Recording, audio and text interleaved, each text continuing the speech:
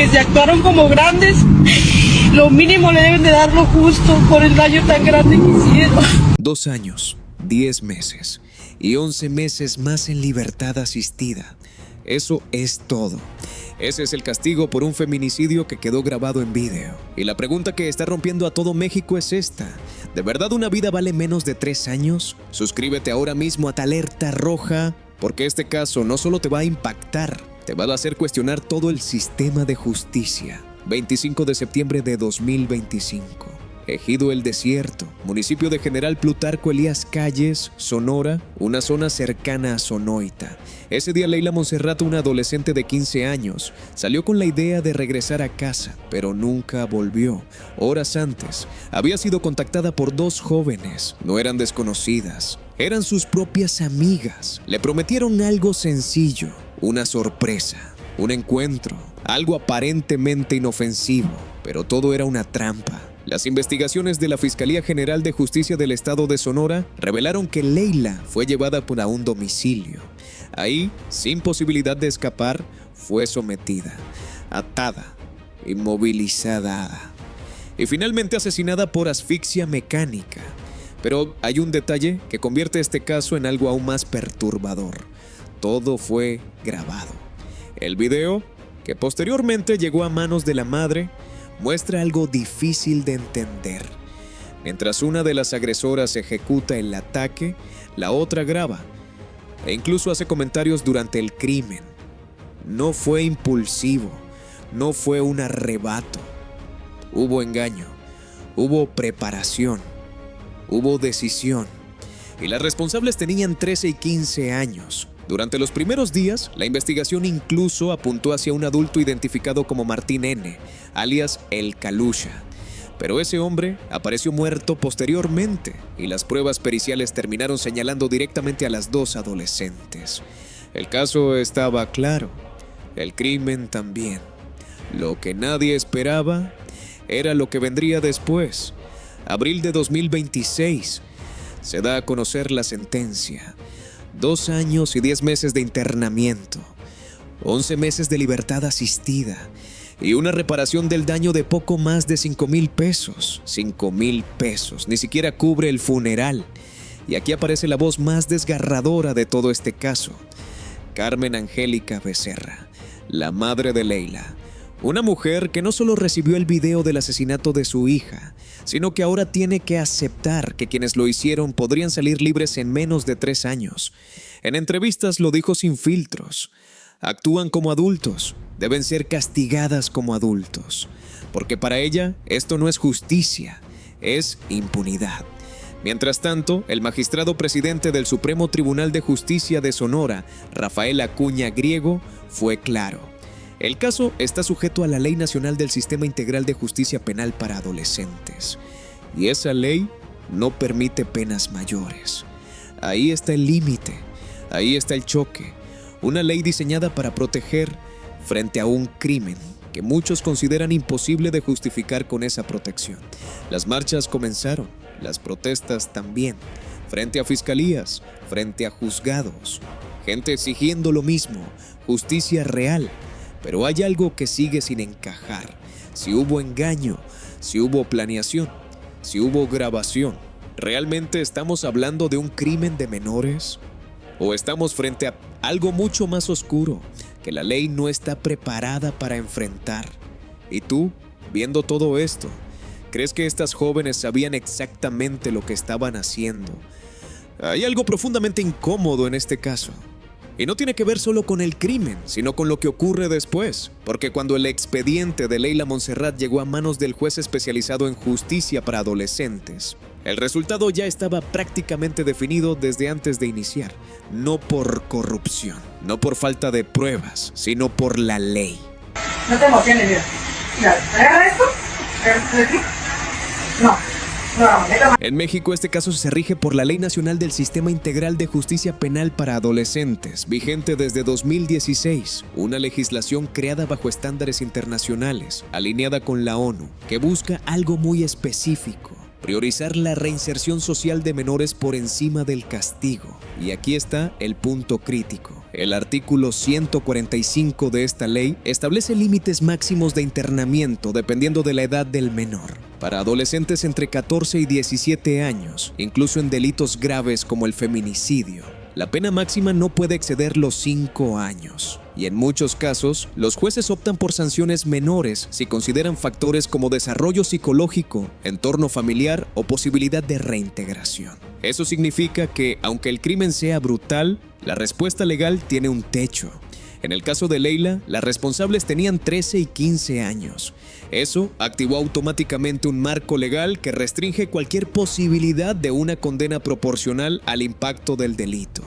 El juez no podía imponer más, no era una opción, era el límite de la ley. Y aquí es donde todo se fractura, porque mientras la Fiscalía General de Justicia del Estado de Sonora presentó pruebas contundentes, videos, peritajes, reconstrucción de hechos, el sistema ya estaba condicionado desde el inicio.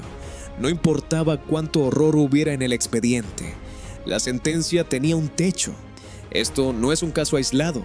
Expertos en derecho penal han señalado que esta ley fue diseñada para delitos comunes cometidos por menores, no para actos con niveles de violencia extrema o planeación deliberada. Y ahí aparece una grieta peligrosa, porque cuando un menor actúa con premeditación, engaño, coordinación e incluso registra el crimen en video, surge una pregunta que la ley actual no responde con claridad. ¿Sigue siendo un menor en términos de responsabilidad penal? ¿O estamos frente a alguien que comprendía perfectamente las consecuencias? La madre de Leila lo dijo de forma directa. No puede ser que la edad pese más que la vida que destruyeron. Y su reclamo no es aislado. Después de que se conociera la sentencia, 2 años y 10 meses de internamiento, comenzaron a surgir propuestas en el Congreso local y presión social para reformar el sistema. Algunos legisladores han planteado revisar el rango de penas en delitos de alto impacto, especialmente feminicidio.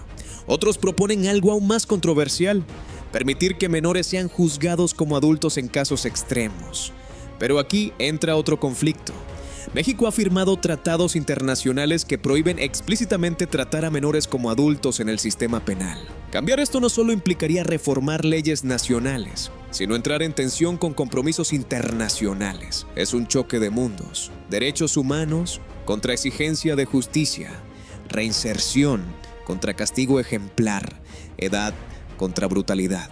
Y en medio de todo eso, una familia destruida.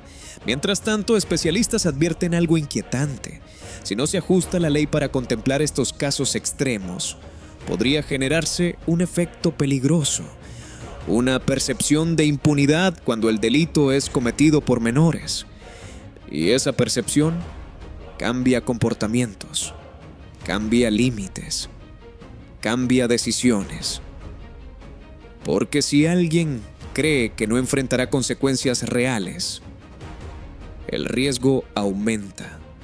El caso de Leila no solo expone un crimen, expone una debilidad estructural. Un sistema que funciona hasta que deja de hacerlo. Y cuando deja de hacerlo, el daño ya es irreversible. La pregunta ahora ya no es solo qué pasó con Leila.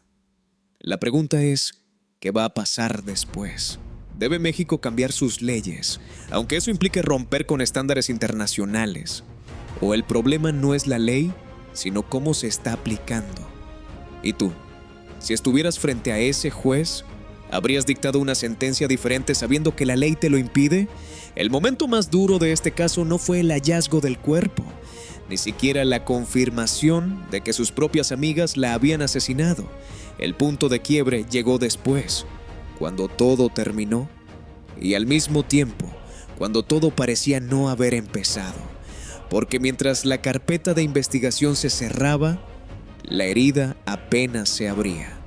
La sentencia ya estaba dictada: 2 años y 10 meses, 11 meses más bajo supervisión, y una reparación del daño que para muchos resultó insultante. Pero lo verdaderamente devastador no fue el número, fue lo que ese número representa: una vida arrebatada contra una consecuencia temporal. La madre de Leila Montserrat lo entendió en ese instante. No gritó por venganza, no pidió violencia, pidió algo mucho más complejo: justicia real. Y entonces hizo algo que cambió el rumbo del caso: decidió hablar. En entrevistas, frente a cámaras, con la voz quebrada pero firme, repitió una idea que comenzó a resonar en todo el país: mi hija no era menor para morir, porque ellas sí lo son para pagar. Esa frase encendió algo. Las redes sociales explotaron. Las calles en Sonora comenzaron a llenarse de manifestantes, veladoras, carteles, rostros jóvenes y una exigencia clara: que este caso no quedara como otro más. Pero hay algo inquietante que empieza a aparecer cuando miramos más allá de este caso. Esto ya ha pasado antes. En 2017, el caso de Valeria, una niña de 11 años asesinada en Nezahualcóyotl, mostró cómo la violencia puede escalar sin una respuesta proporcional del sistema en etapas tempranas. En 2020, el feminicidio de Fátima Cecilia, de 7 años, sacudió al país entero. Aunque los responsables fueron adultos, el caso evidenció cómo las fallas institucionales previas permiten que la violencia avance hasta niveles irreversibles. Y hay otros casos menos mediáticos, donde menores han participado en delitos graves y las sanciones no superan unos cuantos años. Casos que no se volvieron tendencia, casos que no tuvieron cámaras, casos que quedaron en silencio.